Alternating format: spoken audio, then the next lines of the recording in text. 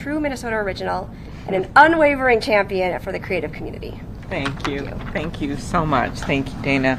And thanks for your leadership. I love being introduced as a true Minnesota original before this particular topic, because this is a lot about what it is about, which is protecting people's rights and their right to be original and their right to create things. And thanks to the Fine Line, thanks to Dana for her work in the Twin Cities. I mean, it's pretty incredible, her leadership, which of course started here, but then has blossomed to the nation in terms of getting Save Our Stages passed as head of NEVA. And that call that we had on a weekend night right in the beginning of the pandemic, where we knew that they were the first to close and the last to reopen, and how we could actually build a coalition, not just their coalition, but a coalition in Washington to support their work, has really made a difference. Of course, the biggest investment in the arts in the history of America, $15 billion, but who's counting? The implementation to make sure that it got out to the venues, which was also very tricky at the time, as we were in between administrations way back then. And then, of course, the work we've done together taking on ticketing, which has been acutely bipartisan, ask Kid Rock, as well as it resulted in a major investigation in the Justice Department, legislation going through Congress, executive orders from 2 different presidents now. And I truly believe none of this would have happened if we hadn't had that phone call in the middle of the night and then found partners, as she's done so well. And so now we have a new fight, and this fight has been brought on by the existence of AI. And I want to first say that AI is something that can bring great things. Just ask the Mayo Clinic, just ask people involved with rare diseases about how AI can actually bring us to the discoveries and on the cusp of technological know-how that we could never imagine possible even a decade ago. I think it was David Brooks of the New York Times who put it well when we get to the next subject here. He said, "The people in AI seem to be experiencing radically different brain states all at once. I found it incredibly hard to write about AI," he said, "because it is literally unknowable whether this technology is leading us to heaven or hell." So it is on us as people who are whose jobs it is to protect the backs of people and to protect our economy in America, to make sure that it doesn't lead us to hell. America's economy has been the envy of the world, in part because we produce ideas. We make stuff, we invent things, we make music, and what else do? We export it to the world. So to make this whole ecosystem work, you've got to have rules in place. You have to have laws in place to protect intellectual property. And you look at why some of these other countries around the world have lagged behind for decades and centuries. It's because they don't have rules in place, so everyone copies people's stuff, and then if you invent things, so what? You don't get rewarded for it in any way. So that's really at the core of this. It's sort of a almost old-fashioned economic concept that when you invent things and make music, that you need to have that protected under the law so that you can then do what you want with it. Cherish it yourself or sell it or play music at great venues like this one. So that is right now at risk.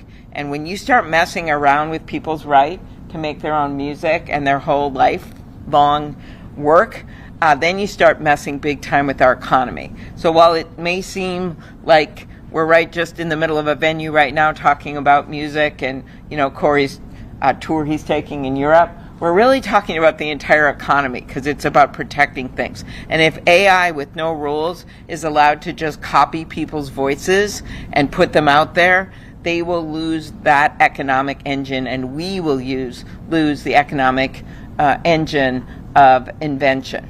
So that's why we have this legislation to protect property rights. That's really what it is, of people's work. It creates a federal intellectual property right in someone's voice and likeness, and that allows them to license that if they want. So if you copy people's voices or copy their likenesses, then you get penalized big time. Penalized with money. Online platforms are required to take down these images unless they're the actual images of the person or licensed by the person. That is key to all of this, because anyone who looks at Facebook or some of these places knows what's going on. And we're not here talking about satire. We're talking about the actual use of the images. So I've had success on a bill that was on a different subject, but it shows that we can actually make progress, and that's the legislation called the Take It Down Act about non-consensual sexual images, either AI created or real. That's a bill that Senator Ted Cruz and I have that has passed the Senate and was sort of just slowly moving in the House, and then the Trump administration, Melania Trump, came over to the Capitol, endorsed it, and now we're going to get this through the House. It went through the committee, and we're going to get this bill signed into law. I bring this up because, one, it's a great story to show there's bipartisan support for this work, but two, that is part of this concept, right? They're required to take it down within a certain period of time, and it just shows you this isn't just a pie-in-the-sky idea. So this is a bill that we originally worked on last year, and it's with Chris Coons and Marsha Blackburn. You wonder why Marsha Blackburn? Do you know what state she's from? Anyone know? Tennessee. What does Tennessee have in it? Nashville. Marsha Blackburn, myself, and Tom Tillis, the Republican senator from North Carolina. That also has a lot of music. And so... and Chris Coons has a lot of lawyers in Delaware, I don't know. But anyway, and all four of us are on the Judiciary Committee. And so that has really brought us together on this bill. And we've worked with stakeholders from consumer groups to musicians. And we just did a big event on this with Randy Travis, who has experience. He lost his power to sing, but owns his own digital replica of his own voice. And so was actually a pretty powerful speaker at our event that we did. So what does it do? It requires online platforms with user content to remove it. I mentioned that. It has major damages if people don't remove it. There are First Amendment exceptions that I mentioned for things like protected speech, parody, or news. And so it's a pretty good bill, and it's gotten really positive support, and it's called deepfakes, right? But again, we have kept this bipartisan from the very beginning and made it very clear that this is not okay. There have been a whole raft of examples of people having their songs or voices stolen. That includes the voices of Harry Styles, Beyonce. There were deepfake photos of Brad Pitt as someone asking for money out of a hospital bed. It was totally a lie. It wasn't him. All of us in politics have had experience with this. That's why there's a separate bill that I have about keeping any ads or images on, except for, again, parody, all those exceptions on the internet. That's a separate bill I have with Josh Hawley to ban the use of some of those when they are misleading. And the public pays the price when this happens. Last year, consumers lost over $2.9 billion through imposter schemes, and easy access in deepfake tech will lead to more scams. So Erica's own husband, Tim, once got a call in the last year, my state director here. Their son's in the Marines, and the dad answered the phone, and it was their son's voice saying he's in trouble, he needed help. And their son was on a deployment that was secret, and Tim immediately thought that cannot be our son, and hung up, and it wasn't their son. So what's been happening is for people in the military, they have been scraping their voices off of Facebook and social media, and then using their voices to ask for money or ask for help, and the next person they call may be a 90-year-old grandma who's actually going to give the money. And so those are the kinds of things we're seeing with this illegal use of deep fakes. So back to where we are, these deep fakes pose a threat to artists and musicians, consumers, and anyone whose work or life could be undermined by a fake video. And so that's why we are pushing to pass this bill. and it's about making sure that deepfake technology isn't used to rip people off, either in the consumer setting or obviously in the artist setting when it's their entire livelihood. And they have a right to their own images and to their own voices. And our law has always been like that. It's just that our law needs to be adapted to the current technology that we're dealing with. And our laws need to be as sophisticated as the perpetrators that are trying to violate them.